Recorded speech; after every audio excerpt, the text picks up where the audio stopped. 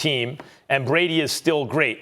But Mahomes is still the best I've ever seen. Even in the Super Bowl loss, my memory of the most spectacular player on the field was Mahomes, who had no protection, was facing a great defense. Todd Bowles, the defensive coordinator for the Bucs, leaves everyone in coverage because you only have to bring 4. And yet on almost all the snaps, or more than half the snaps, Mahomes is running for his life, and then everyone's also covered. And still, he did things. Like all the plays that I remember in that game, like, oh my God, have I ever seen that, were Mahomes. If Mahomes is protected and has a semblance of a defense, I like the Chiefs, and that goes for always. If you ask me the matchup, if you ask me the year, if you ask me, what round of the playoffs, number of wins, all that stuff, if Mahomes has an offensive line and a semblance of a defense, I think his team will always win the most. Well, yeah, you're probably right in regards to that, because anytime you're talking about Travis Kelce and Tyreek Hill having, those are individuals you have to throw the ball to, particularly on any given Sunday. I think that before playoff time, they just go out there like the road runners and the elite people that they are, and they handle their business. In the case of Tom Brady, he knows about pacing, and he's willing to take some lumps early on to fine-tune things so he's ready when it really, really counts. So I can see that. I don't want to say taking things for granted, because I certainly am not accusing the GOAT of that. But what I'm saying is that prioritizing a little bit better than the Kansas City Chiefs have, I think definitely goes a long way. And so because of that, I think that Patrick Mahomes, combined with how he got slaughtered in the Super Bowl, I think he's going to come out this year with a vengeance. They're going to run roughshod over a lot of people during the regular season. That's not going to be a priority for the Tampa Bay Buccaneers. And as a result, I think the Chiefs will end up having a better record than the Buccaneers during the regular season. Doesn't mean they'll have more success in the postseason, but I do believe they'll have a better record in the regular season. Yeah, Mahomes 38-8 in the regular season for his career. Yep. All right, we'll keep it moving here. Now in the AFC North, guys, Baltimore projected to win the division with 11 W's, while the Cleveland Browns, who bolstered their defense, are expected to win 10 games. Stephen A., Ravens or Browns, who will have more wins in your humble? I'm rolling with the Ravens because I'm going to go on history. I'm going to go on tradition. I'm going to go on the greatness of Lamar Jackson with those wheels of his. I'm going to assume they're going to upgrade at the receiver spot during the draft. And I know that their defense is going to be there. I just think that they're more reliable, more experienced. Even though I love Stefanski and the job that he's done thus far, and he's got a lot of promise moving forward in the future. I love the job that he did. It comes down to me betting on Lamar Jackson over Baker Mayfield. That's just how I view it, and that's why I think the Ravens are going to have more wins than the Browns. I think the Browns are going to have more wins than the Ravens. And let's not forget, they both ended on 11 wins. And the reason the Ravens had 11 and the Browns weren't on 12 is because Lamar Jackson did indeed beat Baker Mayfield when they met head-to-head. That's partly because Lamar Jackson was the last guy to touch the ball. I mean, I got the feeling had Baker been the last guy to touch the ball, the Browns would have won. It was a 50-50 kind of game. Now, what did the Browns need in the offseason, right? Well, they need their corners to get healthy. Ostensibly, their corners will be healthy. Greedy and obviously Denzel Ward should be good to go this year. They need a little safety help. They signed John Johnson.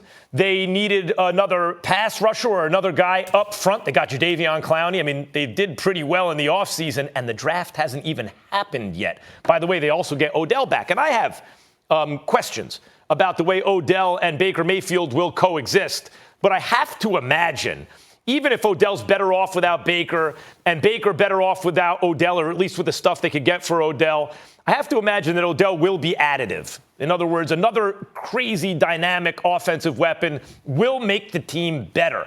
And so just in terms of the guys getting healthy and coming back, not to mention the free agents coming in, you look at this Browns roster, I think they've gotten better, and it was about a toss-up between them and the Browns last season. The draft hasn't happened yet, by the way. They're also going to get better in the draft. Meantime, Lamar Jackson is still looking for not just a kind of a 50-50 ball receiver who can do that at an elite level, not so easy to find. They haven't been able to find him one yet, but also another dynamic pass-catching weapon. He's a couple of dynamic playmaking offensive pieces away, I think, from really challenging for a Super Bowl. Now, I like Lamar Jackson as a quarterback a little more than I like Baker Mayfield as a quarterback. But Baker has more to work with, especially, and then you add to all that, they had the best offensive line in football the Browns did last year.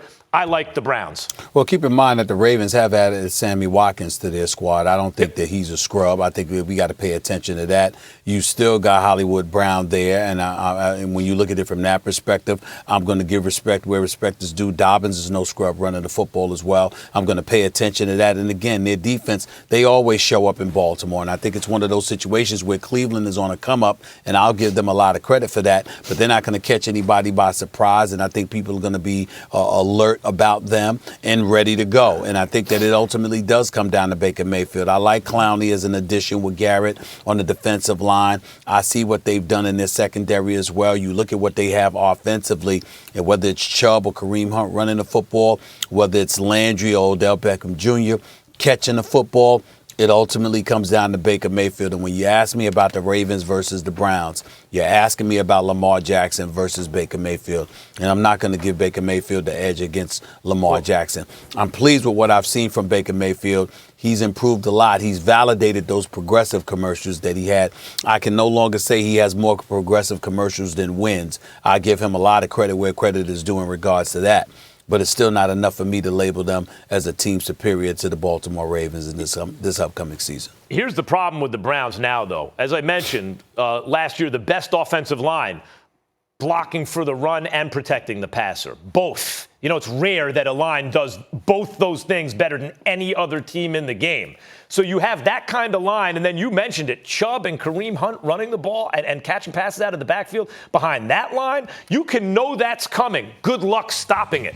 Now, how do you really stop that? Well, you say, well, if the quarterback can't find targets down the field, you could stop it. But he can, Stephen A. Does he do it well enough? I think the answer is yes. He's not Patrick Mahomes, but he does that well enough. And then who's he throwing the ball to? Odell Beckham Jr. and Jarvis Landry and Njoku, a couple of good tight ends. Hooper, you know, like he has guys who can catch the ball and guys who can do it at very high levels. So they can run the ball. You know that's coming. Good luck stopping it. And they're dynamic on offense. That's before they made the defense. Again, coming into the season, they need some depth at quarterback. They could use a safety. They could use a defensive end. They got all those things except the cornerback already. The draft hasn't happened yet. I expect the Browns to be Super Bowl contenders. What did you say 2 years ago when they had Freddie Kitchens and Baker Mayfield together? What did you predict for the Browns? I thought that this would be the case then, and Freddie Kitchens was not the man for the job. Okay. Oh, it's that simple, huh? But do you think the current coach is Stephen A.? I think he's got potential. I think he's a significant upgrade to Freddie Kitchens. But I think you had the Browns going to the AFC Championship game that year, didn't you? Why are you bringing up old stuff? Always 2 years ago. Every bad prediction did I they ever even made. make the playoffs? I'm going to start remembering your bad predictions and throwing them at you. That's not your bad prediction. Don't even go there with that. That is not your bad prediction. Yes, it is, Molly, and I don't know what you're talking about. Prediction the point is, of course it is. That's all what I'm known I know for. Is I'm dying over here with my allergies, so don't even worry.